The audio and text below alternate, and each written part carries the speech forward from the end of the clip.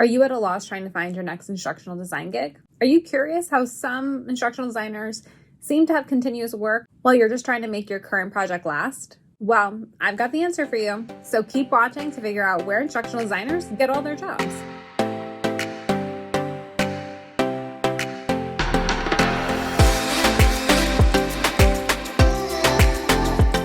Hi, I'm Vanessa, and I've been making learning fun since 2009, and I've been helping instructional designers, e-learning developers, and learning and development professionals just like yourself get off of the sidelines and get into the L&D game. So, are you ready for the magic answer for how instructional designers keep getting work? Drumroll, please. Networking. I know. Networking has this connotation of going to these business events, not knowing anyone, being super awkward, and just handing out your business card to basically anyone and everyone that you talk to. I get it. And while sometimes you may feel that you have gone out to these networking events and you've handed out your business cards to 100 people to not really hear much back, trust me, it definitely pays off. It's that secret sauce that some instructional designers use in order to keep the jobs coming and keep the jobs rolling. And other instructional designers are struggling to figure out where to go to network. And if you're anything like me, it can be hella awkward. So I'm not much of an extrovert all the time. I actually find that 9 times out of 10, I am more of an introvert and only put on the extrovert, cape or cloth, if you will, or mask when I have to be in front of the camera like today, or when I have to go out to an event or something like that. It's very strange. It's like something comes over me, like I'm Sasha Fierce all of a sudden, and I can just network and be extroverted with the best of them. And I get it. Networking can be draining and it can be uncomfortable to walk into a room where you don't know anybody. The good thing is that today everything's basically done virtual anyway. Thank you, COVID-19. And it makes it a lot easier for you to just jump onto a Zoom call to network with a new group. Now, you might be asking, where do you find those groups? And that's where I'm coming in. So one of the biggest places that you should be networking on is LinkedIn. And I know this one sounds like a no-brainer, but I ignored it for a very long time. So don't do that. Get on LinkedIn, join the groups, do a search as to, what type of instructional design groups are out there. There are instructional design groups, there's learning and development groups, there's organizational development groups. There are so many groups that you can be part of that share different resources so you can get some tips on education or best practices. But also, you can get connected with people that are looking for someone just like you. Also, the L&D space is full of people that just want to give and impart their wisdom and share their experiences. So connect with other thought leaders, check out what they're talking about, check out some other ID professionals, because a lot of times some ID professionals have this spillover of work and they're looking for other people to help them in a piece of their job. And they'll post looking for someone to help on graphic design, or someone to help on storyboarding, or someone to help write curriculum, or even just QC. I know that QC sometimes gets a bad rap. No one really wants to do it, but it's definitely a good starting point for a newbie, because you could check out the work and see how they got from point A to point Z, and you kind of have a little bit easier way to dip your toe into the ID waters. So with that, make sure that your LinkedIn profile is updated. It shows the type of work that you are looking for. I think there's an open for work badge or icon that you can put on your profile or around your profile picture. That is a signal for recruiters and other people on LinkedIn to see that you are open and looking for work. Make sure that you are posting that you do instructional design, e-learning development, facilitation, and the tools and softwares that you are familiar with. So really make sure that your LinkedIn profile stands out just as well as your resume would. This actually really came into my favor. Just at the beginning of summer, I actually noticed that someone that I knew that we used to work together years ago was looking at my profile a bunch of times.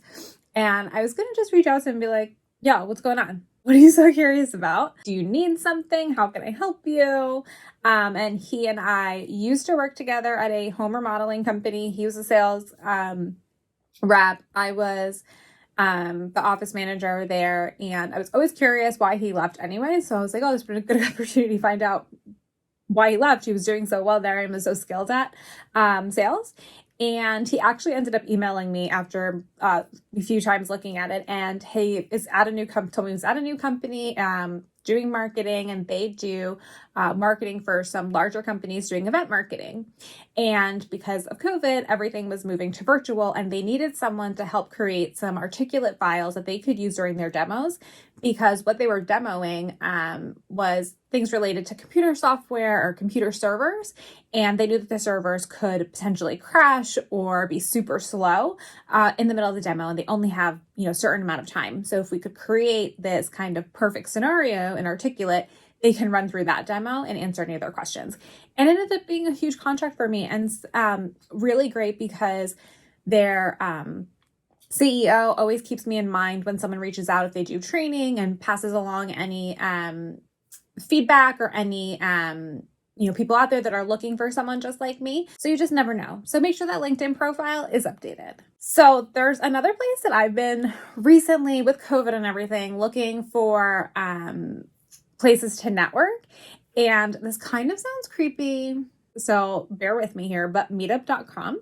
And the funny thing is, I suggest it to friends who are single as ways to get out and meet others in the community. And now I'm on there looking for different professional groups in my area that I could connect with.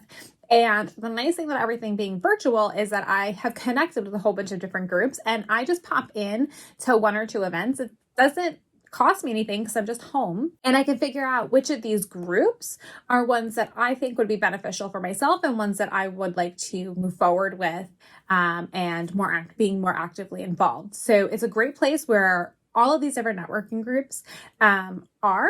So it's a good place to search. You can search by location, by interest. You can check out who's already in that group. And it really has served me well during the pandemic to start going into meetup.com and figure out what groups are out there. And actually that there's a lack of groups for instructional designers in the New Jersey area. It's something that myself and another instructional designer talk about.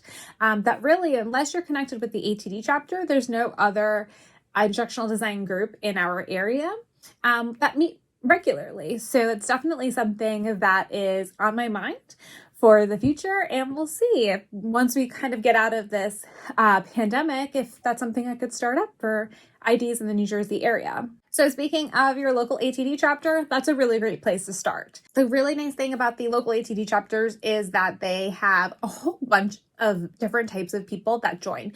Some are practitioners like ourselves that do the work, and then others are learning development directors and HR managers and things like that.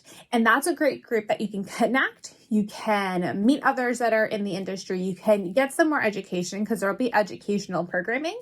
They usually host, well, not usually, I don't want to speak for all of them. I could say that my chapter does host a technology conference once a year, which is really great because it's going to help me with my speaking gigs and engagements and give me some practice in the speaking world.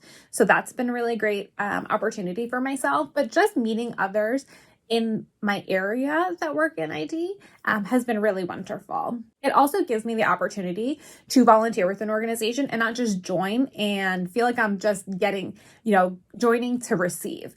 I also want to make sure that when I join an organization, I join to give as well. So I've been volunteering with my local ATD group, which has really been expanding my reach and been testing other areas of my brain that I don't normally get to work on every single day.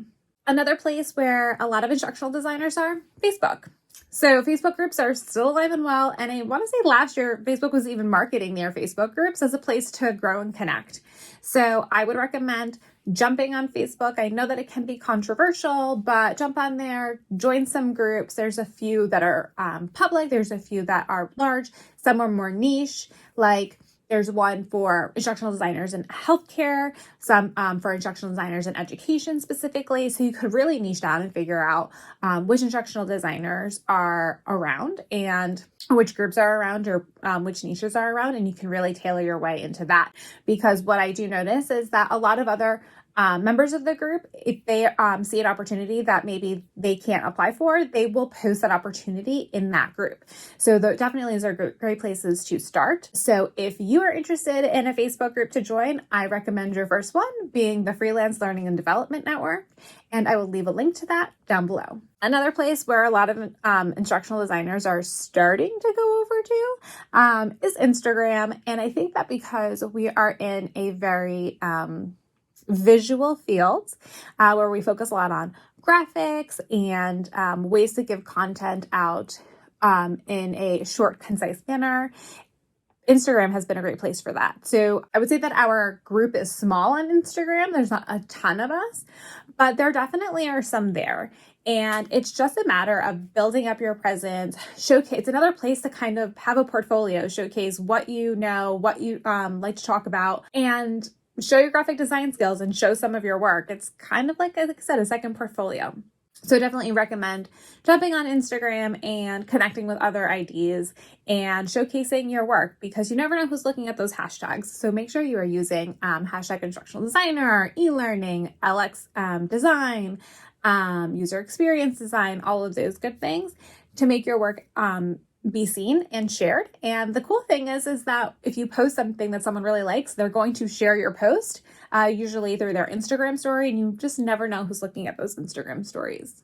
And then finally, this one's kind of old school, but the biggest place that you should go and network is within your own network. So I will admit that I never really talked too much about my job. With my family, with my friends, my parents sometimes still think I work in HR, or they think that I work on PowerPoint presentations all day, which sometimes I do.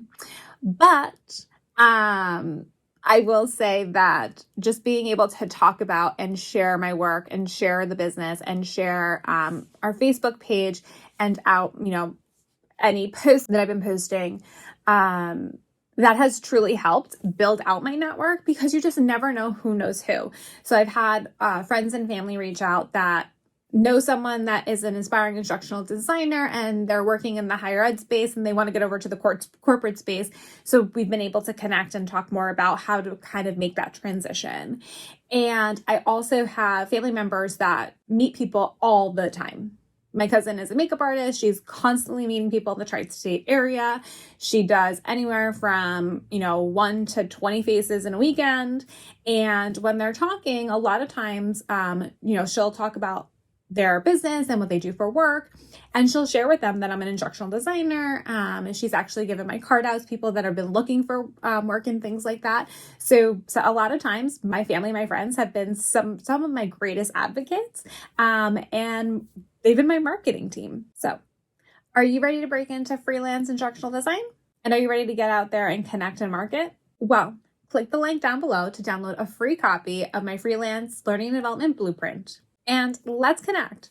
I'm on Instagram as @AnchoredTraining and @VanessaAnchored. Again, you can join the freelance learning and development network. And I'm on LinkedIn too, which I'll leave a link to down below. In the comments, I want you to put your LinkedIn, your Instagram information so that I can connect with you, and others that are watching these can connect with you as well, because the only way that we can continue to grow is by connecting with each other and supporting each other. Friends, thank you so much for watching, and I'll see you in my next video. Bye.